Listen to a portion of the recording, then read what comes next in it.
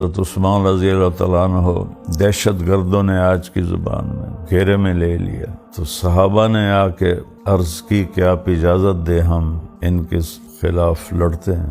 300-400 تھے، زیادہ نہیں تھے۔ مدینے والے ان کو کافی تھے۔ انہوں نے کہا جو اللہ اور آخرت پر ایمان رکھتا ہے اور مجھے امیر مانتا ہے اپنی تلواریں نیچے کر لو۔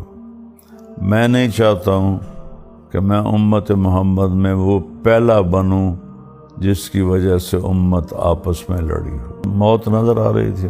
مولا علی علیہ السلام نے امام حسن حسین علیہ السلام کو دروازے پر پیرے پہ کھڑا کر دیا، وہ پیچھے سے دیوار توڑ کے اندر آ گئی۔ تو اس رات آپ نے خواب دیکھا، 3 دن سے پانی بند کیا ہوا تھا۔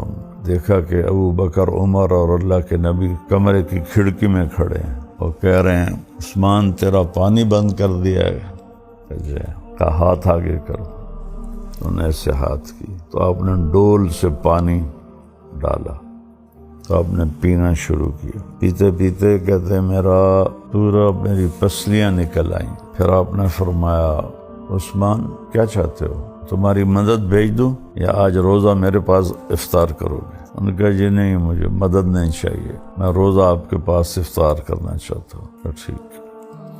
تو آپ نے پھر سحری میں روزہ رکھا، اور اس دن پھر آپ نے عام طور پہ تو تہمت باندھی جاتی تھی چادر، تو آپ نے شلوار باندھی کہ آج میری شہادت ہے۔ روزہ رکھا اور قرآن کھول کے بیٹھ گئے۔ تو حضرت ابو بکر رضی اللہ عنہ کے بیٹے محمد بن ابو بکر سب سے پہلے انہوں نے آ کے ایسے داڑھی پکڑی۔ تو حضرت عثمان نے فرمایا بیٹا تیرا باپ تو اس داڑھی کی بڑی قدر کرتا تھا۔ تو پھر وہ اسی بات پر ہی شرما کے باہر نکل گئے، پھر انہوں نے کوئی حصہ نہیں لیا۔ پھر مالک اشتر اور مصری یہ اندر داخل ہوئے، انہوں نے بہت بے دردی سے ان کے جسم پہ چڑھ کے سینے میں نیزے مارے۔ جب پہلا وار کیا نا تو خون کا چھینٹے اڑے اور قرآن کھلا ہوا تھا، تو اس آیت پہ جا کے گرے فَسَيَكْفِيكَهُمُ اللَّهُ وَهُوَ السَّمِيعُ الْعَلِيمُ، کہ ان قریب آپ کا رب آپ کو کافی ہو جائے۔